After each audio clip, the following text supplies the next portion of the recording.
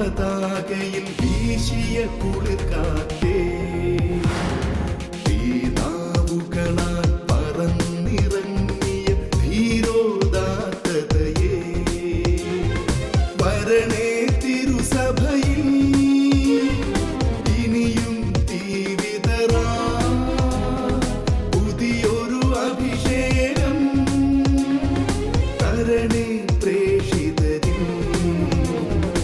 ആദിയുഷസ്സിൻ വിജയ പതാകയിൽ വീശിയ കുളിർക്കാറ്റേ, തീനാവുകളാൽ പറന്നിറങ്ങിയ ധീരോദാത്തതയേ, വരണേ തിരുസഭയിൽ ഇനിയും തീവിതറാ പുതിയൊരു അഭിഷേകം തരണേ പ്രേഷിതരിൽ.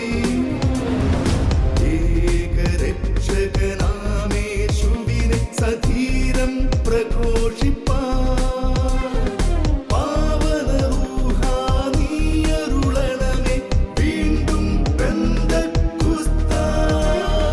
അത്ഭുതങ്ങൾ അടയാളങ്ങൾ ഇന്നും സാക്ഷ്യം നൽകാൻ ദൈവപിതാവേ നീ പകരണമേ വീണ്ടും പെന്തക്കുസ്താ, വീണ്ടും പെന്തക്കുസ്താ.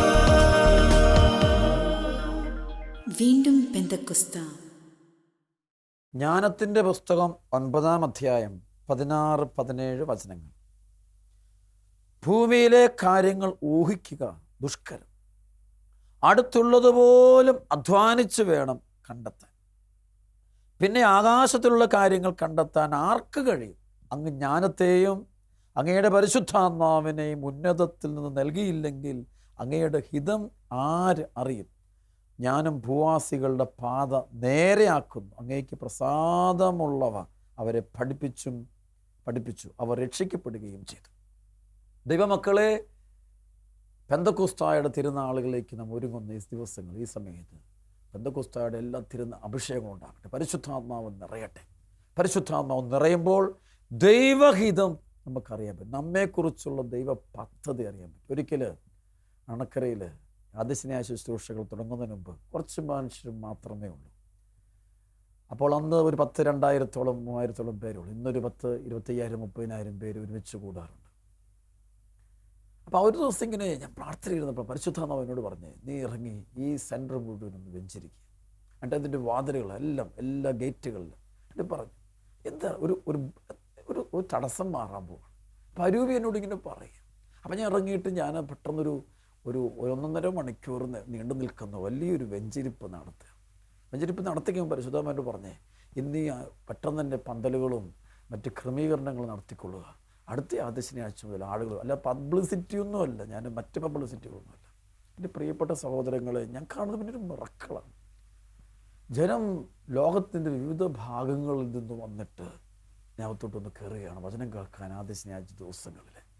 ശരിക്കും അവിടെ ദൈവഹിതം എനിക്ക് വെളിപ്പെട്ട് കിട്ടുന്നു. എന്ത് ചെയ്താലാണ് മുന്നോട്ട് പോകാൻ പറ്റുന്നത് വെളിപ്പെട്ട് കിട്ടുന്നു. എന്താണ് തടസ്സങ്ങളുടെ കാരണമെന്ന് മനസ്സിലാക്കി തരുന്നു. ഇതൊന്നും ആരും പറഞ്ഞിട്ടൊന്നുമല്ല, ഇരിക്കുമ്പോൾ ആത്മാവ് നൽകുന്നൊരു പ്രേരണ. അതുകൊണ്ട് ദൈവഹിതം, നീ എന്ത് ചെയ്യണം, എന്ത് ചെയ്യരുത്, എന്ത് ചെയ്താൽ അസ്വസ്ഥത മാറും, എന്ത് ചെയ്താൽ അപകടം മാറും, എന്താണ് ചെയ്യണം, ഇത് വെളിപ്പെട്ട് കിട്ടുന്നു. അത് എൻ്റെ ജീവിതത്തിൽ ആയിരക്കണക്കിന് അനുഭവമുണ്ട്. അതുകൊണ്ട് ഈ പെന്തക്കോസ്താ തിരുനാളിൽ നമുക്ക് പ്രാർത്ഥിക്കാം, പരിശുദ്ധാത്മാവേ ഞങ്ങൾ നിറയണമേ, ദൈവഹിതം തിരിച്ചറിയാൻ ഞങ്ങളെ ഒരുക്കണം. വീണ്ടും പെന്തക്കോസ്താ. പരിശുദ്ധാത്മാവേ എഴുന്നള്ളി വരണമേ.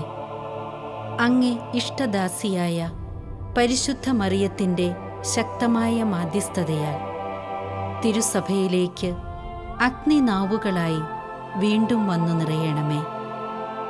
കർത്താവിൻ്റെ 2ാം വരവിനായി ലോകത്തെ ഒരുക്കുവാൻ സഭയെ ബലപ്പെടുത്തിയാലും അങ്ങ് എല്ലാം കാണുന്നുണ്ടെന്ന ദൈവഭയത്താൽ ഞങ്ങളെ നിറയ്ക്കണമേ. സഭാമക്കളായ ഞങ്ങളെല്ലാവരും എന്നും കർത്താവിൻ്റെ മഹത്വത്തിനായി അധ്വാനിക്കുവാൻ കൃപ നൽകണമേ. ആമേൻ.